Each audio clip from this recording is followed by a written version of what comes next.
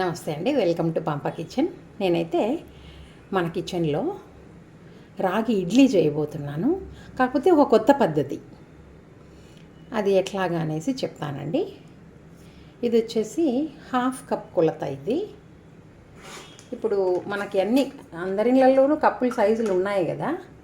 నేనైతే ఇది 1 కప్పు పెద్దది, నేను హాఫ్ కప్ సైజు తీసుకున్నాను.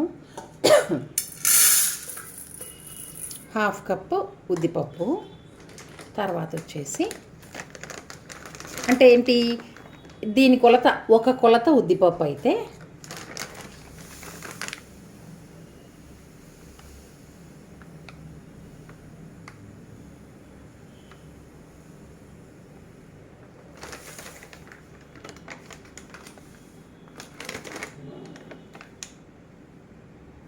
ఒకటి,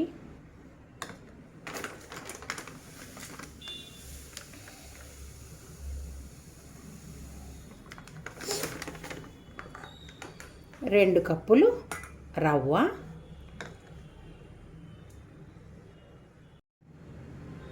ఒక టేబుల్ స్పూను సగ్గుబియ్యము, ఒక 1/4 కప్పు దాకా నేను అటుకులు లేవు, రైస్ తీసుకున్నా. యాక్చువల్గా అయితే అటుకులు తీసుకుంటాను.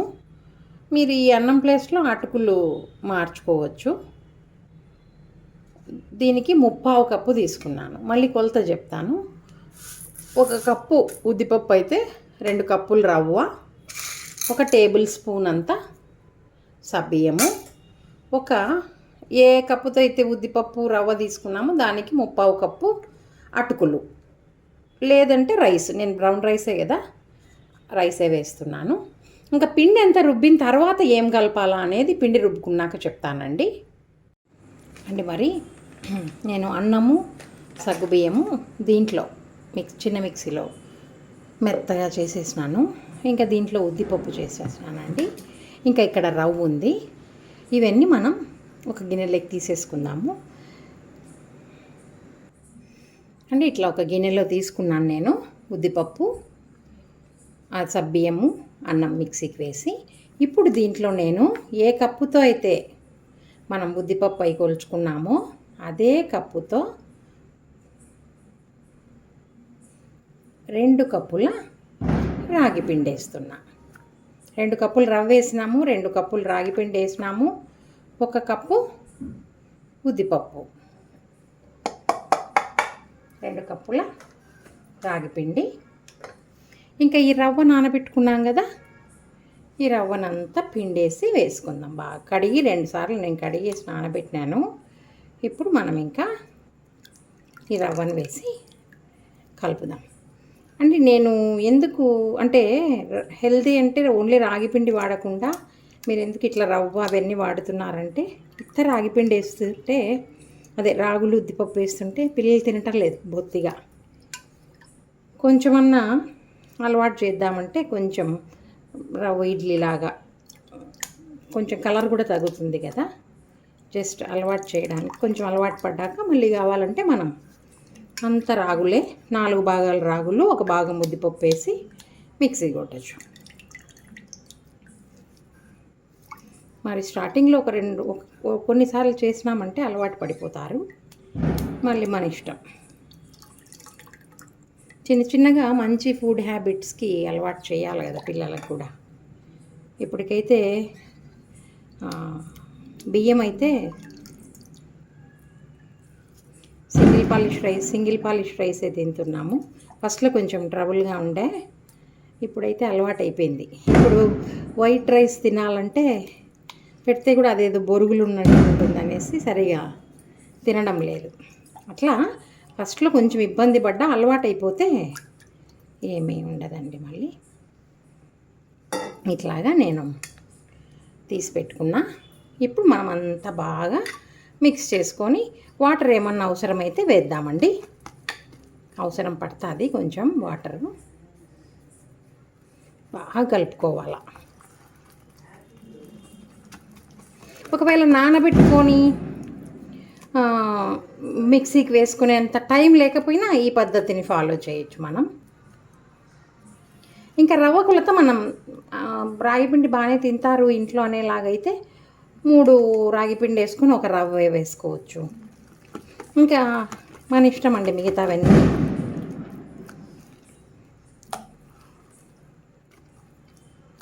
బాగా వస్తుంది ఇట్లా కూడా. పొద్దున్న చూద్దాం మరి మనం ఇడ్లీ ఎట్లా చేద్దాం అనేసి. బాగా కలబెట్టినాక నీళ్ళు వేసి ఇంకా కలబెట్టుకుందాం. ఇంకా పొద్దున ఏం నీళ్ళు వేయకుండా ఉండేలాగా ఇప్పుడే మనం వేసేసుకుందామండి. మరి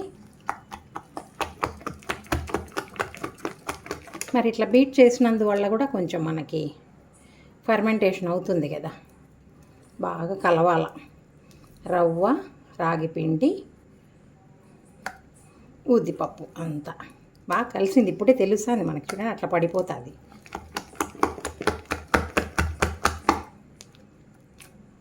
ఇంకా నీళ్ళు కలుపుకుందాం.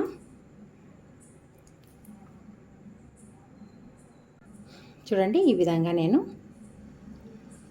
అంత పిండి, రాగిపిండి, ఉద్దిపిండి, ఆ రవ్వ, అన్నము, బియ్యం అంతా బాగా కలపెట్టేసి మూత పెట్టేస్తున్నానండి. ఇంకా మార్నింగ్ చూద్దాం మరి.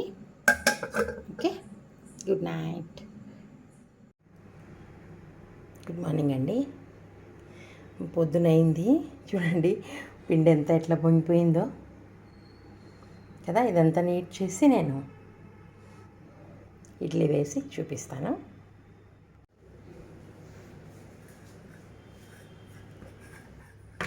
ఇది రాగులు చాలా బాగా ఫర్మెంట్ అయిపోతుంది. రాగులనే కాదండి, ఏ మిల్లెట్ అయినా కూడా చాలా బాగా ఫర్మెంట్ అయిపోతుంది.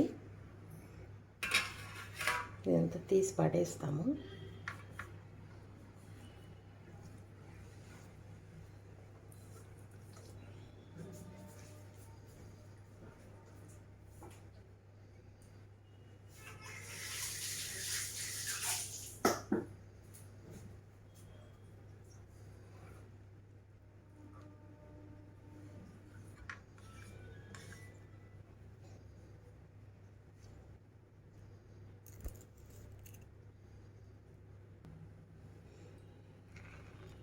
ఇంకా సోడా పొడి ఇట్లాంటివన్నీ వేయాల్సిన అవసరం కూడా రాదండి. అసలు చాలా హెల్త్కి మంచిది, నేను అందుకే చెప్పేది. చూడండి, ఎక్కువ అంతా కలబెట్టద్దు, మళ్ళీ వేసుకునేటప్పుడు చూద్దాము. నేను ఈ పిండిని ఇంకొక దాంట్లోకి తీసుకుంటానండి. ఎక్కువ ఉంది కదా, తీసుకొని కావాల్సినంత ఇంకేమైనా నీళ్ళు అవసరమా ఇవన్నీ చూద్దాము.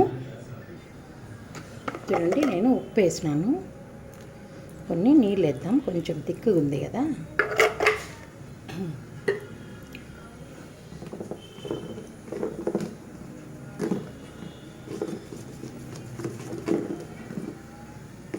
మరీ నీళ్ళగా కూడా ఉండకూడదు కదా, పొంగదు ఇడ్లీలా, అంతే అత్రాస్ మాదిరి ఉంటుంది. కొంచెం ఈ కన్సిస్టెన్సీ ఉంటేనే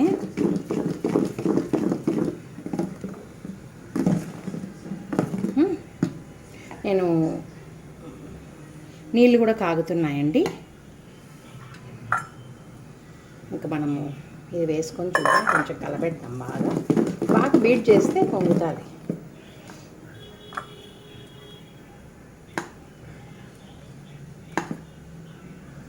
నీళ్ళు బాగా కాగిపోయినాయి.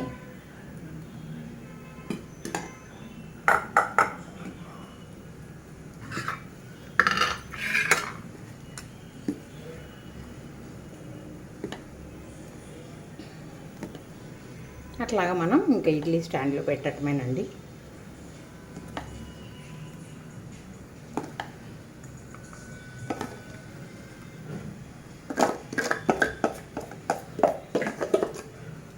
నేను 3 ప్లేట్లు పెట్టాలనుకున్నాను, ఇంకా 3 ప్లేట్లకు సరిపోయేంత తీసుకున్నానండి.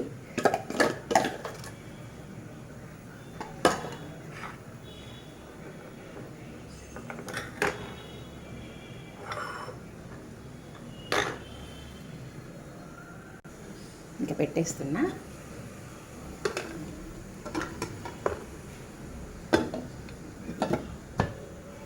ఒక 6-7 నిమిషాల్లో ఇడ్లీ అయిపోతుంది అండి. అయిపోయింది ఇడ్లీ, తీసి బయట పెట్టుకుందాము.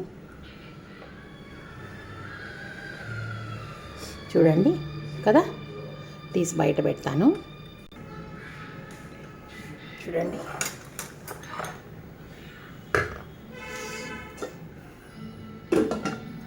ఒక 2 నిమిషాలు అట్లా ఆరనిద్దాము.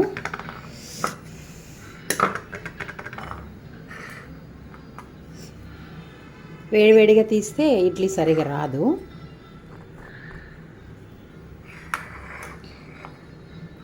కాసేపు ఆరిన తర్వాత తీద్దామండి. మరండి నేను ఇట్లా గిన్నెలో నీళ్ళు తీసుకున్నా. చూడండి,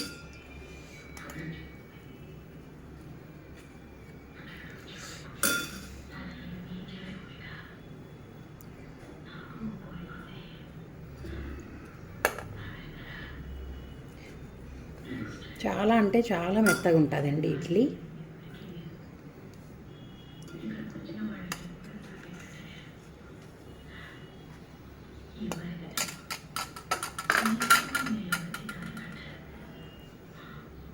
చూడండి,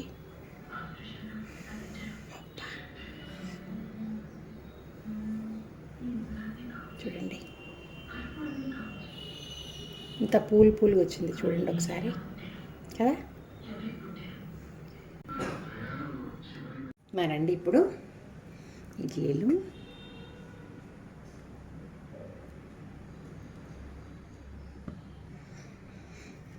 ఒకేసారి అలవాటు చేసుకోలేరు కాబట్టి కొత్తవి ఇట్లా కొంచెం రవ్వ, కొంచెం రాగి పిండి వేసుకొని చేసుకోవచ్చు. కొంచెం తినటం అలవాటు అయిన తర్వాత కంప్లీట్గా రాగి పిండితోనే మనం వండుకోవచ్చండి. నేను ఇప్పుడు ఎట్లాగుందో మరి టేస్ట్ చేసి చూపిస్తాను, చూద్దాము.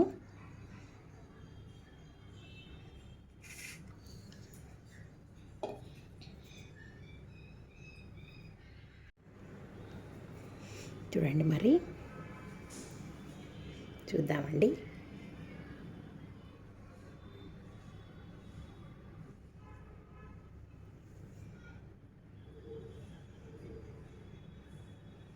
ఇంత ఫ్లఫీగా ఉంది. మనకి ఎక్కువ రాగిపిండి టేస్ట్ కూడా కనిపించదు. మరి టేస్ట్ చేద్దాము. కొంచెం చట్నీ అలాగా.